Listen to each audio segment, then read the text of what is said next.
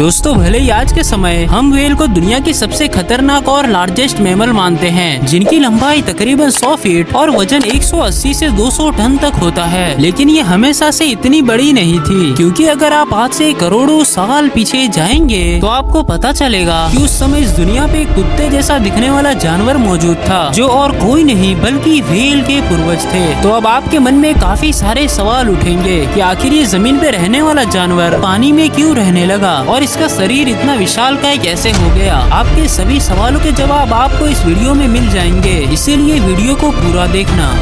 तो इसकी शुरुआत होती है 1983 में, जब रिसर्चर्स की एक टीम को पाकिस्तान के कुल्दाना इलाके से एक जानवर की फॉसिल्स मिलती है। वो लोग इस बात से अनजान थे कि आखिर ये किस जानवर की फॉसिल है, लेकिन कुछ महीनों की रिसर्च के बाद ये पता चला कि ये किसी और जानवर की नहीं बल्कि व्हेल के पूर्वज की फॉसिल है। तो अब आप लोग कहेंगे कि हम इतने दावे के साथ कैसे कह सकते हैं कि ये व्हेल के पूर्वज की ही फॉसिल है। देखो, अगर हम किसी भी जानवर की फॉसिल को उसके पूर्वज के फॉसिल से कंपेयर करते हैं तो हमें बहुत सी चीजें सेम देखने को मिलती है, हालांकि थोड़ा सा डिफरेंस भी देखने को मिलता है जो इवोल्यूशन की वजह से होता है। ठीक उसी तरह व्हेल फिश नहीं बल्कि एक मैमल है, और अगर आप इसके ढांचे को गौर से देखोगे तो आपको पता चलेगा कि इसका ढांचा फिश की तरह नहीं बल्कि इस जानवर से मिलता जुलता है। और रिसर्च में साइंटिस्टों ने ये अंदाजा लगाया कि इसके पैरों में जाले थे, जो कि आज के समय की व्हेल में भी देखने को मिलती है। इसके अलावा इसके कान और फ्लिपर की हड्डियां भी व्हेल से काफी मिलती जुलती है, और ये फॉसिल पाकिस्तान में मिली थी, इसीलिए इसका नाम पैकिसिटस रखा गया। और रिसर्च में साइंटिस्टों को ये पता चला कि ये आज से 50 मिलियन साल पहले रहा करते थे। ये वो समय था जब बड़े बड़े दरिया और समुद्र के किनारे रहने वाले जानवर पाए जाते थे। ये गोश्तखोर जानवर था, इसीलिए ये ज्यादातर मछलियाँ खाता था। और कुछ समय के बीतते ही कुछ जानवरों ने तो खाने की खोज में पानी से जमीन पर रहना शुरू कर दिया, लेकिन पैकिसिटस ने बिल्कुल उल्टा किया। ये खाने की खोज में और दूसरे जानवरों से जान बचाने के लिए पानी में छुपना शुरू कर दिया। साथ ही एक जगह से दूसरी जगह जाने के लिए ये पानी का इस्तेमाल करते। अभी तक ये सिर्फ कुछ ही देर तक पानी में रह सकते थे, लेकिन फिर समय के साथ इनकी आने वाली नस्लों ने पानी में ज्यादा समय बिताना शुरू कर दिया, क्योंकि उन्हें वहाँ खुराक और सेफ्टी ज्यादा मिलती थी।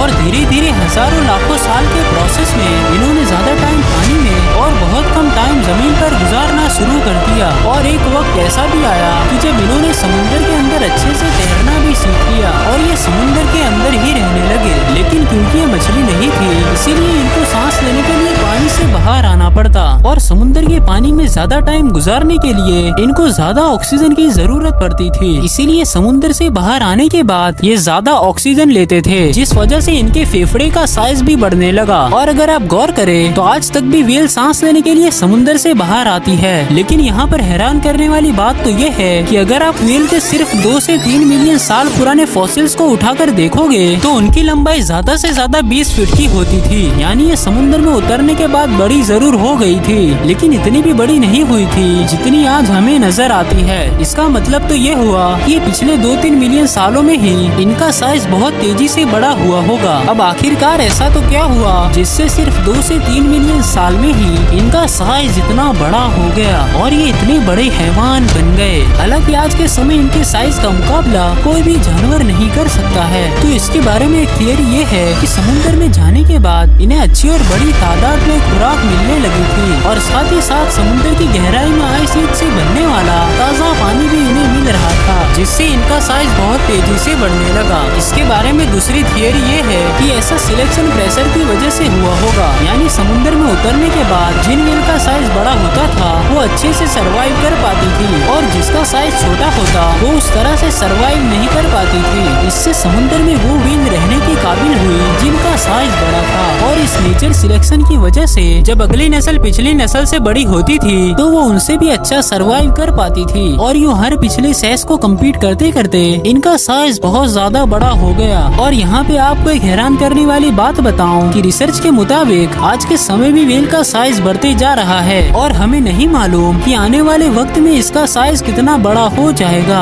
लेकिन फिलहाल अगर हम इसके वजन की बात करें तो इसका वजन तकरीबन 180 टन से 200 टन तक होता है। आप अंदाजा लगाएं कि सिर्फ इसकी जुबान का वजन ही 1.5 से 3 टन तक होता है और इसके दिल का वजन भी 180 किलो से ज्यादा होता है। समुद्र में व्हेल की तकरीबन 90 स्पीसीज है और इनमें से सबसे बड़ी ब्लू व्हेल है। लेकिन काफी लोगों को एक गलत फहमी है कि ब्लू व्हेल तो इंसानों को भी जिंदा निगल जाती होगी, लेकिन ऐसा कुछ भी नहीं है, क्योंकि भले ही व्हेल का साइज 100 फीट से भी ज्यादा होता है, लेकिन इनके गले का साइज सिर्फ एक फुटबॉल के बराबर होता है और इतने छोटे से सुराख में से इंसान नहीं गुजर सकता। और अगर ये किसी इंसान के ऊपर हमला भी करती है तो उसे मुंह में रखने के कुछ देर बाद उसे वापस उगल देती है, क्योंकि ये उसे निगल ही नहीं सकती। लेकिन व्हेल की एक स्पीसीज है जो इंसानों को निगल सकती है, जिसका नाम है स्पर्म व्हेल। और कई ऐसे केसेस भी आए हैं जिसमें स्पर्म व्हेल ने इंसानों पर जानलेवा हमला किया। और आपको बता दें कि जितनी बड़ी व्हेल होती है उससे कई गुना ज्यादा तेज उसकी आवाज होती है और पानी में जब ये अपनी आवाज निकालती है तो ये मीलों दूर तक सफर करती है और इतनी तेज आवाज की वजह से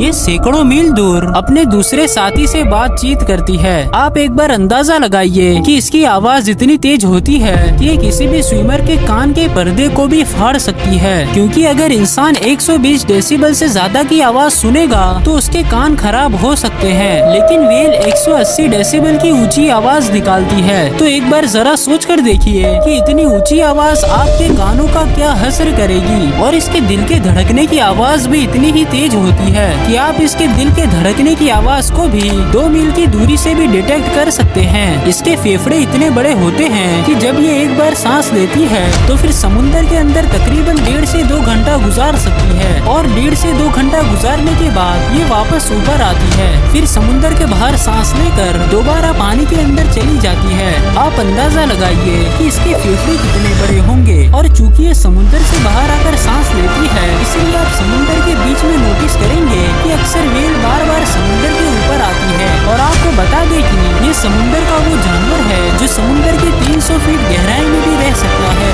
और समुद्र की गहराई में 9000 फीट से भी नीचे जा सकता है। आपको ये बात तो पता होगी कि समुद्र में 9000 फीट की गहराई में बिल्कुल अंधेरा होता है, इतना अंधेरा कि कुछ भी नजर नहीं आता। साथ ही पानी का दबाव भी बहुत ज्यादा होता है, इतना दबाव कि कोई भी जानवर आसानी से बर्दाश्त नहीं कर पाता। और एक रिकॉर्ड के मुताबिक समुद्र की ज्यादा से ज्यादा गहराई में देखी गई व्हेल तकरीबन 9816 फीट गहराई में देखी गई थी। अगर हम व्हेल की उम्र की बात करें तो ये 200 से 300 साल तक जिंदा रह सकती है। अब इसकी इतनी सारी खासियत की वजह से ही साइंटिस्टों ने ये सोचा कि समुद्र की इस मखलूक को हम मछली नहीं कह सकते, क्योंकि ये मछलियों की तरह अंडे भी नहीं देती, बल्कि जानवरों की तरह बच्चे पैदा करती है और अपने बच्चों को दूध भी पिलाती है। और इनमें मछलियों की तरह गिल्स भी नहीं होते, बल्कि जानवरों या इंसानों की तरह फेफड़े होते हैं और ये सांस लेने के लिए समुद्र से बाहर आती है। इन सारी खासियत की वजह से इंसानों को इस बात पर पूरा शक था कि ये मखलूक यकीनन कभी जमीन पर रहा करती थी। और ये आज की इस वीडियो में आप लोग के सामने साबित भी हो गया। वैसे ये वीडियो आपको कैसी लगी कमेंट में जरूर बताइए।